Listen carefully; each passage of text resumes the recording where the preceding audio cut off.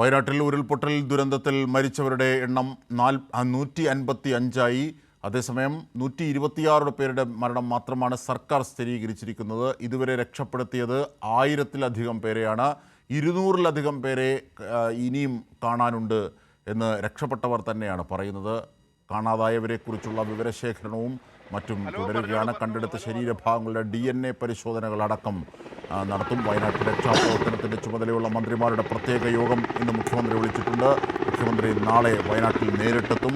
ഇപ്പോൾ വിവരങ്ങളുമായി സ്വാലിഹ് ചേരുകയാണ്. സ്വാലിഹ്, എത്ര പേരുടെ പോസ്റ്റ്മോർട്ടമാണ് ഇപ്പോൾ കഴിഞ്ഞത്? എങ്ങനെയാണ് ഇപ്പോൾ രക്ഷാപ്രവർത്തനം തുടരുന്നത്? ബെയിലി പാലത്തിൻ്റെ നിർമ്മാണം എപ്പോഴാണ് ആരംഭിക്കുക? അടക്കമുള്ള സമഗ്ര വിവരങ്ങളിലേക്ക്, രക്ഷാപ്രവർത്തനത്തിൻ്റെ വിവരങ്ങളിലേക്ക്.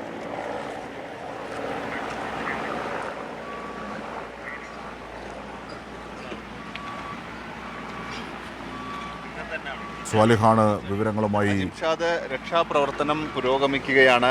അജിംഷാദ് സൂചിപ്പിച്ച പാലത്തിൻ്റെ നിർമ്മാണ പ്രവൃത്തി ഉടൻ തന്നെ ആരംഭിക്കും. അതിനുവേണ്ട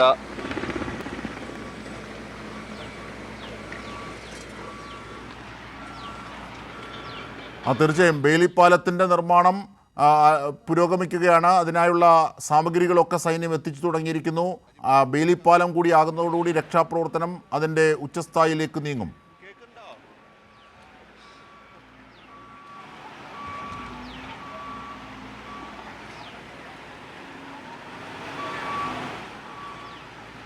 തീർച്ചയായും അജിംഷാദ്, ബെയിലി പാലം നിർമ്മിക്കാനുള്ള അതിൻ്റെ നിർമ്മാണ പ്രവൃത്തികൾ ആരംഭിച്ചു കഴിഞ്ഞിട്ടുണ്ട്. നിർമ്മാണ പ്രവൃത്തികൾ ഇപ്പോൾ ആരംഭിച്ചു കഴിഞ്ഞിട്ടുണ്ട്. സൈനികരാണ്. നമുക്കതിൻ്റെ ഭാഗങ്ങളൊക്കെ നമുക്ക് ഇപ്പോൾ ഈ ദൃശ്യങ്ങളിൽ കാണാൻ പറ്റും. ഇവിടെ നിന്ന് നേരെ അപ്പുറത്തേക്ക് ഒരു JCB ഒക്കെ നിൽക്കുന്ന കാണാം. നേരെ അപ്പുറത്തേക്ക് ആളുകൾ കൂടി നിൽക്കുന്ന ഭാഗത്തേക്കാണ് ഈ പാലം നിർമ്മിക്കുന്നത്. അതുവഴിയുള്ള ഗതാഗതം സുഗമമാക്കാൻ പറ്റും. ആളുകൾ നടന്നു പോകുന്നത് പക്ഷേ ഈ ദൃശ്യങ്ങളിൽ നമുക്ക് കാണാൻ കഴിയും. ഇതുവഴിയാണ് ഈ മുണ്ടക്കൈ പോലുള്ള അപകട മേഖലകളിലേക്ക് പോകുന്നത്. ഇന്നലത്തെ അപേക്ഷിച്ച് ഈ പുഴയിലെ കുത്തൊഴുക്ക് കുറച്ച് കുറഞ്ഞിട്ടുണ്ട്. പക്ഷേ എങ്കിൽ പോലും ആളുകൾക്ക് നടന്ന് കര കയറാൻ പറ്റുന്ന സംവിധാനം അല്ല ഇപ്പോഴും ഉള്ളത്. നല്ല കുത്തൊഴുക്ക് ഉണ്ട്. അതുകൊണ്ട് തന്നെ ഈ പാലത്തിൻ്റെ നിർമ്മാണം വേഗത്തിൽ പൂർത്തിയാക്കും. ഇത് അടുത്ത ദിവസങ്ങളിലെല്ലാം നമുക്ക് ഗതാഗതത്തിനെല്ലാം ഇതുവഴി പറ്റും. നിലവിൽ ഇപ്പോൾ ആളുകൾ കടന്നു പോകുന്നത് ഒരു താൽക്കാലിക പാലം. ഇന്നലെ വൈകുന്നേരത്തോടെ, ഇന്നലെ ഉച്ചയോടെ തന്നെ നിർമ്മിച്ചതാണ് ആ താൽക്കാലിക പാലം. അതുവഴി ആളുകൾ കടന്നു പോകുന്നത് നമുക്ക് കാണാൻ പറ്റും.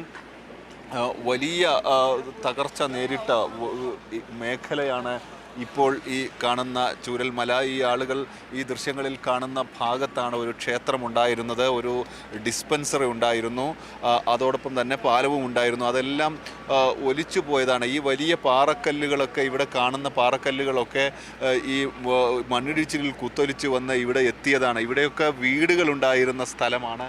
ഇനി ഈ ഭാഗത്തേക്ക് നോക്കിയാൽ നമുക്ക് ഈ വീടുകളുടെയൊക്കെ അവശിഷ്ടങ്ങൾ നമുക്ക് കാണാൻ പറ്റും. ഇവിടെയൊക്കെ തെരച്ചിൽ തുടരുകയാണ്. ഇതാ വലിയ മരം, പടുകൂറ്റൻ മരങ്ങൾ വന്ന വീടിൻ്റെ മുകളിലൊക്കെ നിൽക്കുന്നത് നമുക്ക് കാണാൻ കഴിയും. ഇതൊക്കെ അതുപോലെ തന്നെ ദൂരെയുള്ള കടകളിലുള്ള സാധനങ്ങളൊക്കെ കുത്തിയൊഴുകി വന്നിട്ട് ഇവിടെ നിൽക്കുകയാണ്. വീടിൻ്റെ മുകൾ ഭാഗം മാത്രം നിൽക്കുന്നു. ചുമരുകളെല്ലാം ഇടിച്ച് ഒഴുകിപ്പോയിരിക്കുന്നു. ഷട്ടറുകളൊക്കെ ഒഴുകിപ്പോയിരിക്കുന്നു. അതോടൊപ്പം മറ്റു ഭാഗങ്ങളിൽ നിന്ന് ഒഴുകിയെത്തിയ വസ്തുക്കൾ വേറെ ഏതോ വീടിൻ്റെ ഭാഗങ്ങളാണ്. ഇവിടെ ഈ വീടിൻ്റെ കട്ടിലയൊക്കെ നമുക്ക് കാണാൻ പറ്റുന്നുണ്ട്. ഈ മരക്കൂട്ടത്തിനൊപ്പം വലിയ കമ്പികളൊക്കെ വളഞ്ഞ് പോയിരിക്കുന്നു. അത്ര ഫോഴ്സിലാണ് ഈ ഒരു ഇത് ഇങ്ങോട്ട് കുത്തിയൊലിച്ച് വന്നിട്ടുള്ളത്. ഈ ഭാഗങ്ങളെല്ലാം തന്നെ നിറയെ വീടുകളുള്ള സ്ഥലമായിരുന്നു. ഇപ്പോൾ മറ്റൊരു വീടിൻ്റെ അവശിഷ്ടമാണ്, വീടുകളുടെ അവശിഷ്ടമാണ് നമുക്ക് കാണാൻ കഴിയുന്നത്. അതിൻ്റെ അടുക്കളയൊക്കെ പോലുള്ള ഭാഗങ്ങളൊക്കെ നമുക്ക് ഇവിടെ നിന്ന് നോക്കിയാൽ നമുക്ക് കാണാൻ പറ്റുന്നുണ്ട്. ഈ ഓരോ ഭാഗത്തു നിന്നായി കുത്തിയൊലിച്ച് വന്ന സാധനങ്ങളാണ്. ഇവിടെയെല്ലാം ഇനി ഇത് മാറ്റി പരിശോധനയുണ്ടാവും.